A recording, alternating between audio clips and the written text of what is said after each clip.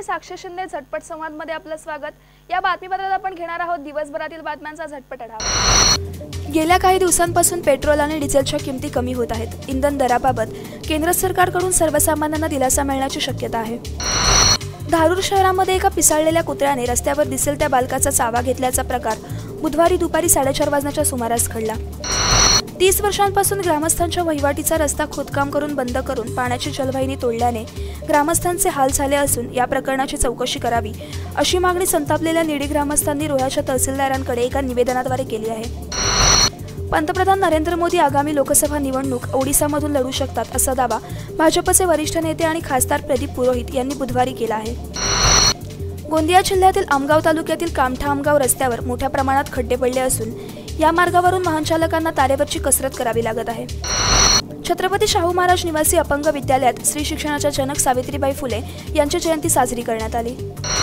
अकोल्याचे पोलीस अधीक्षक एम राकेश कलासागर, अतिरिक्त पोलीस अधीक्षक विक्रांत देशमुख यांच्या आदेशाने अकोला जिल्ह्यामध्ये 2 ते 8 जानेवारी दरम्यान पोलीस उदय दिवसाचे आयोजन करण्यात आले आहे. अहमदनगर जिल्ह्यातील विधानसभा निवडणुकीच्या पार्श्वभूमीवर शेवगाव आणि पाथर्डी तालुक्यातील महत्त्वाच्या कार्यकर्त्यांची बैठक दोन्ही तालुक्यातील विश्रामगृहात घेण्यात आली. झटपट संवाद मध्ये वेळ झाली छोट्याशा विश्रांतीची. कुठेही जाऊ नका, पाहत राहा संवाद मराठी लाईव्ह. संस्थान महड, तालुका खालापूर, जिल्हा रायगड. श्री वरद विनायकाच्या भक्तांसाठी भक्त निवासाची सोय, स्वच्छता आणि 24 तास गरम पाणी, सीसीटीव्हीची नजर. आगाऊ नोंदणीसाठी संपर्क करा 02192 26 69 12 72 76 47 38 54. विश्रांतीनंतर झटपट संवाद मध्ये आपलं पुन्हा एकदा स्वागत. घेऊयात उर्वरित बातम्यांचा झटपट आढावा. अंबाजोगाई तालुक्यातील पूस येथील जगमित्र साखर कारखाना प्रकरणात विधान परिषदेचे विरोधी पक्षनेते धनंजय मुंडे यांच्यासह 2 जणांवर अंबाजोगाई न्यायालयात दोषारोपपत्र दाखल करण्यात आले आहे. जंगलातून कापलेल्या लाकडाची वाहतूक करण्याची परवानगी देण्याच्या मोबदल्यात 10,000 रुपयांची लाच स्वीकारताना अकोला वनपरिक्षेत्र अधिकारी राजेंद्र शेषराव कातखेडे यांना लाचलुचपत प्रतिबंधक विभागाने बुधवारी रंगेहात अटक केली. राज्यात येत्या काही दिवसात मंत्रिमंडळ विस्तार किंवा खातेबदलाची शक्यता व्यक्त करण्यात येत आहे. आरोग्यमंत्री दीपक सावंत यांची जुलैमध्येच विधान परिषद सदस्यत्वाची मुदत संपली आहे. त्याला आता 6 महिने होत आहेत. त्यामुळे दीपक सावंत यांच्या जागी नव्या मंत्र्यांची नेमणूक लवकरच अपेक्षित आहे.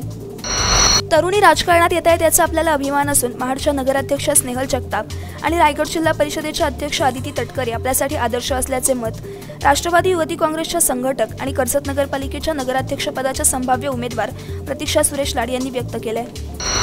आगामी लोकसभा निवडणुकीच्या पार्श्वभूमीवर दिल्लीत बुधवारी महाराष्ट्रातील खासदारांची बैठक पार पडली.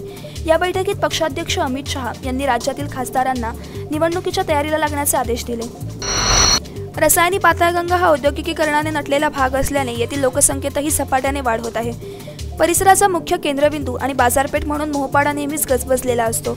बाजारहाट करण्यासाठी आलेले नागरिक आपली वाहने मुख्य रस्त्याच्या साईडपट्टी लगत लावत असल्याने वाहतूक कोंडी होत असून वाहतूक कोंडी सोडवण्यासाठी समाजसेवक यादवांना सुवर्ण रस्त्यावर उतरले होते.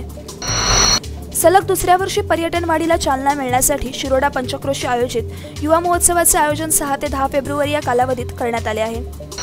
झटपट संवाद मध्ये वेळ झाली इथेच थांबण्याची. पुन्हा भेटूयात पुढील बातमीपत्रात. तोपर्यंत नमस्कार.